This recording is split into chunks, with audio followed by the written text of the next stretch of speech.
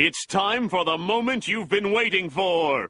Da, da, da, da, da, da, da, da. Da, da, da, da, da, da, da, da, da, da, da, da, da, da, da. Da, da, da, da, da, da, da. Da, da, da, da, da, da, da, da, da, da, da, da, da, da. Da, da, da, da, da, da, da, da. Tsh, da, da, da, da, da, da, da, da, da, da, da, da. Di, da, di, di, da, di, di, da, da, da, da, da, da, da, da, da, da, da, da, da, da, da, da. Di, da, di, li, da, di, li, di, da. Di, da, di, li, di, da, di, li, da, di, li, da, di, li, da, di, li, da, di, li, da, di, da, di, da, di, di, da. Every year, video games come out. And every year, I have the opportunity to play some of those games. And every year, it's the internet's job to declare which games are good and which games are undisputably bad. Because nobody disagrees with anything on the internet, am I right? It's for that reason that this year I've decided to do my first ever Games of the Year list. I have been hard at work for the past few weeks playing video games in preparation for this list. But before we dive into it, there's a couple rules that we need to establish. In order to be on this list, every game had to meet a certain list of criteria. First off, all games on this list were released in the year of 2015. Second, all games on this list were released in a somewhat finished state. I'm not looking at you, Arkham Knight.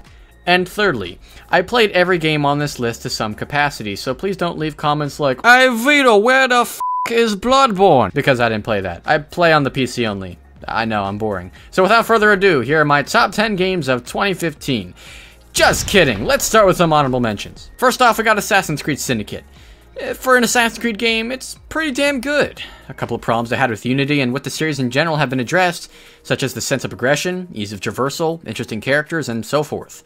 But as a game in general, there's still a lot to be desired. The combat still needs some work, there's too many collectibles, and the game is still way too easy. It's a step in the right direction, but not enough to place it on this list. Then there's Batman Arkham Knight. This was my second most anticipated game of the year, and needless to say, it fell short in more than a few areas. Everything you loved about the series, the combat, the stealth, the puzzles, and the gadgets, are all still amazing and better than ever. At the same time, however, the inclusion of the Batmobile, a disappointing Batman story in general, and an absolute dumpster fire of a PC port knocked this game off the list. Knowing that this is the final Batman game from Rocksteady as well, this really might just be how the Batman died. And lastly, there's Bloodborne. Like I said, I haven't played this game. In fact, I've only ever watched streamers and my friends play it, but man, is it entertaining. But the Game of the Year buzz that this game has garnered, along with the fact that nearly every one of my friends who owned a PS4 said Bloodborne was their Game of the Year, should speak volumes about the game's greatness. Rest assured, if I get a PS4, I'll definitely pick this up. And now, for the list. The top 10 games of 2015. Number 10. Rainbow Six Siege. Alright, I'm gonna cheat with this one. Though I haven't actually bought Rainbow Six Siege since it was released, I played the beta quite extensively and got a pretty good impression of the game. That being said, I think I have a pretty good case to make about putting it on my list. Rainbow Six Siege is the multiplayer FPS that the AAA shooter market has desperately needed. A game that's reliant on teamwork, skill, strategy, and tactical gameplay. Whether it's a simple mode of terrorist hunt or full-blown 5v5 multiplayer, Siege always encourages you to think first and shoot second. The best round victories are won by players who plan beforehand, predict the enemy strategy, and actually use the game's mechanics to their fullest advantage. The result? A multiplayer experience that feels meaningful, even if you suck as much as I do, because even when you aren't that good at shooting, bombs, trip mines, drones, or other utilities will always give you the edge you need, as long as they're used properly. Now, while there is something to be said about the game's lack of content on both the single player and multiplayer side of things, one of the reasons I haven't bought the game, along with the addition of microtransactions, neither of these are to demean the amazing and well-articulated gameplay experience in Siege. Grab a bunch of friends to play multiplayer with, and this game is 10 times more fun as well. Rainbow Six Siege is easily one of the best multiplayer FPSs of 2015, and a surprisingly solid game from Ubisoft. Number 9. Mad Max. On the surface, Mad Max may seem like nothing more than a half-assed attempt to slap together a game to profit off of the far more widely acclaimed Mad Max Fury Road. In actuality, Mad Max is a surprisingly addicting and expansive action open-world game that draws cues from some of my favorite open-world games over the years, such as Assassin's Creed 4 Black Flag. Despite the fact it's basically a giant wasteland, the open world is beautiful and treated with such an attention to detail that it has you immersed for nearly every hour of gameplay. While the game in itself may suffer from repetition due to what seems to be a never-ending slew of of Ubisoft-style open-world side activities, it's fairly well-paced and enough to keep you enough for playing hours and hours on end. The car combat system, and everything having to do with it, is amazingly fun and a true showcase of the game's best mechanics. And though it may not be bursting with as much originality as other games on this list, it's still some of the most fun I had in a game this year and easily one of the best action-adventure titles of 2015. Grab Mad Max, and you may just be surprised with how much you enjoy it. Number 8. Tales from the Borderlands. Telltale's episodic point-and-click adventures have yet to achieve the same level of greatness as their first season of The Walking Dead, back in 2012. But lo and behold, Tales from the Borderlands is not only Telltale's return to form, but it's also the greatest narrative from the Borderlands series to date. This game is the literal marriage of Telltale's excellent writing and variation in the story with the punctual humor and dialogue of the Borderlands series. It's the best of both worlds, and offers an experience that's well written, full of great characters and dialogue, and littered with impacting choices throughout. While it definitely lacks the type of jaw-dropping moments of previous Telltale titles, it trades a lot of that instead for great humor, whether that's in scanning for context clues with your Echo Eye, or giving orders to the most lovable loaderbot in the series to date, Loaderbot. Yeah, that's his name. The uncanny nature of the Borderlands world gives the game a sense of unpredictability, and that's reflected equally in the plot. As a big fan of the Borderlands series and a newcomer to these Telltale games, I had an absolute blast, and the amount of varying choices in this story will probably have me back for multiple playthroughs. Tales from the Borderlands is yet another Telltale masterpiece, and even if you're not a big Borderlands fan, just do it for Loaderbot. Number 7. Pillars of Eternity. Many have stated that Pillars of Eternity is basically Baldur's Gate for a new generation. And they wouldn't be wrong. In fact, that is basically the purpose of Pillars, to breathe life into the type of side-scrolling RPG mechanics that were so beloved during the time of Baldur's Gate. To be honest, this is one of the first side-scrolling RPGs that I've attempted a serious playthrough of, and while the journey may have been painful and a little hard to get into at first, I'm really glad I took the time to sit down and play this game. Above all things, Pillars of Eternity places an emphasis on the importance of lore. Every interaction and conversation in the game is paired with entire paragraphs of imagery and descriptive dialogue. I never thought I'd be saying that video games are a great source of reading, but Pillars of Eternity really is the game to prove that. It's all very well written, and creates some of the most mystical and imaginative fantasy descriptions you can think of. It really had me immersed, and helped me piece together a gaming experience that I can't say I've really ever had before. The turn-based combat can be difficult, but also fun and rewarding when you get the hang of things. The ever-changing party system and RPG progression in Pillars also kept the experience from ever getting stale and kept things interesting with each new party member I recruited. And for someone who is new to these types of RPGs, the experience kind of felt long-winded, but that should in no way demean the amount of effort on Obsidian's part to deliver what is possibly the definitive side-scrolling RPG of modern gaming. And whether you're new to this genre like I was, or this is far from your first dive, there's no denying that Pillars of Eternity is a delightful game and a worthy addition to its genre. Number 6. Ori and the Blind Forest. When a mystical forest is purged of the light, only one little creature thing named Ori can drive away the darkness. Ori and the Blind Forest is an incredibly well-crafted platformer with a magical setting that's never short on intrigue. All of your objectives are spread out across the forestdom Nabul, an environment reminiscent of Pandora from Avatar. However, this forest has a far greater range of environments, from the misty woods to the thorn-felt swamp, or even the moon grotto. Every area is a joy to explore, even if you find yourself dying. A lot. While the game is pretty damn challenging at times and throws puzzles and boss fights at you at a merciless rate, the fluid controls, beautiful art design, wonderful soundtrack, and compelling story keep you engaged and determined to finish your journey. Moreover, Ori and the Blind Forest is an excellent platformer for several of its mechanics, such as its save point system, being able to fling off of projectiles, and a few mind-bending puzzles that just showcase the level of detail that went into every design decision with Ori. Needless to say, I had a hell of a time making my way through Nabul, and while the journey may have been short, the game packs more than enough replay value to keep me coming back for more playthroughs of Ori and the Blind Forest. Number 5. Fallout 4. Easily one of the most successful games of 2015, Fallout 4 is the Bethesda open-world RPG that fans have collectively waited years for. And though there's something to be said about the decade-old engine, plethora of glitches, or the lackluster conventions in some of the gameplay, any game that has its player captivated for dozens of hours without question is easily worthy of recognition. There is rarely a dull moment in Fallout 4. The Commonwealth is a thrill to explore, packed with hundreds of areas, littered with loot, and crawling with all kinds of wonderful and bizarre enemies to shoot at. Every location or hidden area is treated with some measure of care, and almost always poses a pretty good reason to be checked out, even if it's as insignificant as a badass piece of loot or collecting a rare bobblehead. The game's sandbox focus and perk system allow you to tackle the worlds ultimately in whatever way you wish, meaning you could build a melee-focused character, a long-range sniper, or a master crafter of weapons and armor. There's also the settlement system, which allows you to construct houses and towns where you can invite settlers from around the Commonwealth to gain a ton of supplies.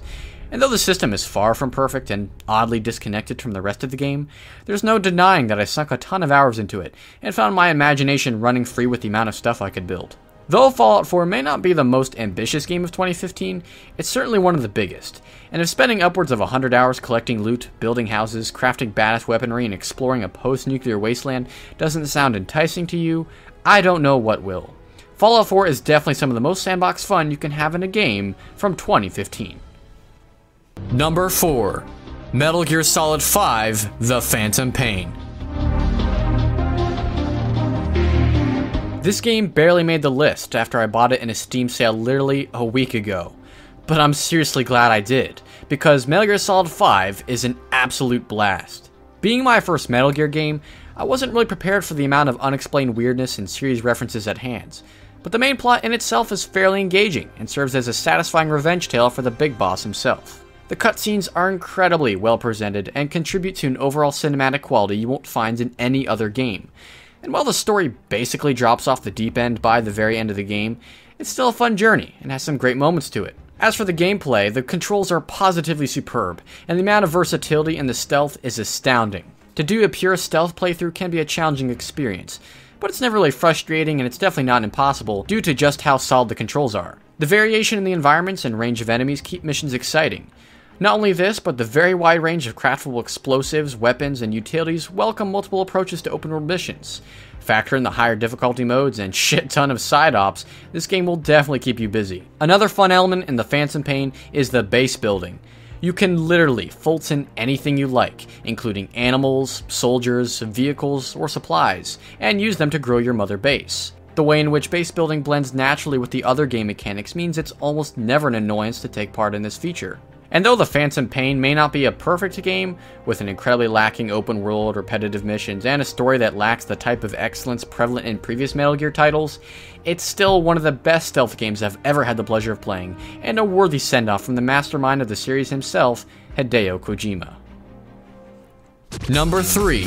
Rocket League. There's only one game on this list that I'd recommend to absolutely anyone, regardless of who they are, how many games they play, if they even play games to begin with, or they fancy themselves a particular genre. That game is Rocket League. It's a bafflingly simple concept executed to near perfection. Soccer with cars. The great thing about Rocket League is that it's easy to learn, but hard to master, and whether you find yourself pulling off ridiculous aerial goals or simply getting a first touch bonus every round in a game, you're going to have buttloads of fun doing it. Every last deliberate touch or detail, whether it be the layout of the controls, the feel of the driving, the design or complexity of the arenas, or some of the more overlooked design decisions, such as being able to drive up walls, make the experience that much more satisfying. Rocket League also boasts a ginormous amount of customization with an ever-expanding selection of hats, antennas, decals, and flags that become more and more numerous with every new update to the game. Factor in the competitive 1v1, 2v2, 3v3, 4v4 modes, the offline and tournament gameplay, the esports potential for this game, and the amazing community support from developer Psyonix. Rocket League is my favorite game to play with friends, and my favorite physics-based anything in 2015. Number 2. Undertale. From the moment you step down the hole to the monster-ridden underground and encounter the most violent flower you will ever meet, The rest really is history. Undertale is one of the most self-aware games I have ever played. It's essentially a game about games, deflecting the expectations for how most games are played back on the player. Undertale constantly breaks its own rules and goes so far out of the box that you can't help but to admire every last careful detail put in place by the developer. In most RPGs, you're supposed to kill the enemies you encounter. But in Undertale, every encounter with a boss or enemy can end in a multitude of ways. Maybe you'll flirt your way to victory, or perhaps you'll take a bite out of a Vegetoid foe after weakening him a bit. Maybe you'll play fetch with the lesser dog, or you'll give meaning to the existence of a one-eyed monster. Whatever path you take, however violent or hands-off your approach, Undertale takes your choices and uses them to manipulate the shit out of your emotions. It's the ultimate guilt trip of an RPG, and just begs for multiple playthroughs. Not to mention, this game is filled with a cast of amazing and memorable characters, all hilarious and kooky in their own regard. The 8-bit graphics are used perfectly, and the soundtrack is positively amazing to listen to. And then take into consideration that the whole game, including its soundtrack, was all done by one person, Toby Fox. That's pretty damn impressive, isn't it? Undertale is nothing short of a masterpiece, and absolutely my favorite indie game of last year. It's a charming adventure with too many perfect moments that I dare won't spoil. But just take my word when I say that you won't regret a single second of playing Undertale. Number 1. The Witcher 3 Wild Hunt.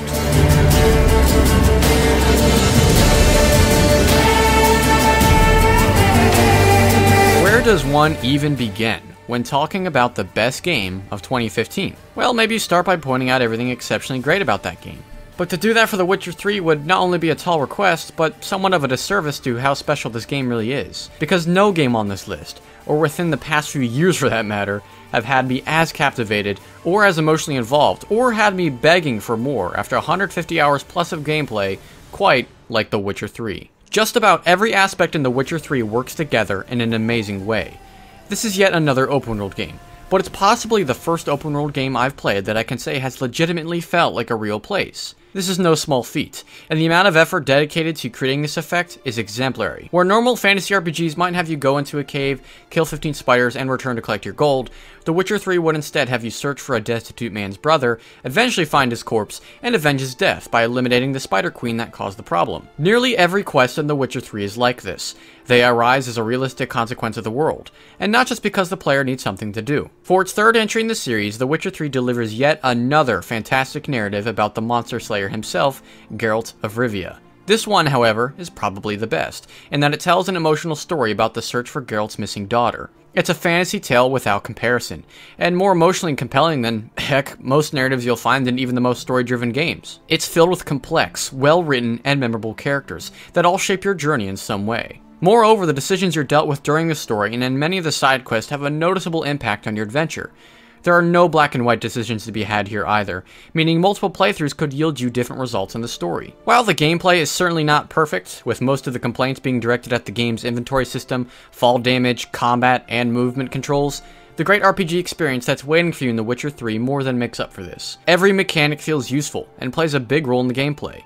The way the various game systems work together showcase a deliberate effort to deliver the best RPG experience possible. And when you factor in the amazing open world story and just about every other minute detail, including the addicting card game Gwent, the realistic feel of the clothing, the real-time growth of Geralt's beard, the massive diversity of monsters and enemies, or the beautiful sunsets that grace you in your adventures, The Witcher 3 is nothing short of a modern RPG masterpiece, and possibly one of the greatest RPGs of all time. And if you can't agree to that, then maybe you'll at least agree that The Witcher 3 Wild Hunt is, if nothing else, the game of the year for 2015. Ladies and gentlemen, that is a wrap. I want to thank you all for watching my top 10 games of 2015 video. Stay tuned here on the channel because in the next few days I'll be releasing my top 10 most anticipated games for 2016. Also this weekend and over the following week, I'll be releasing videos for the Division Beta. It's super fun so far. And tell me, what was your favorite game of 2015, and what did you think of my list? That's basically all I have to say. So thank you all for watching, and I'll be seeing you all later. Peace.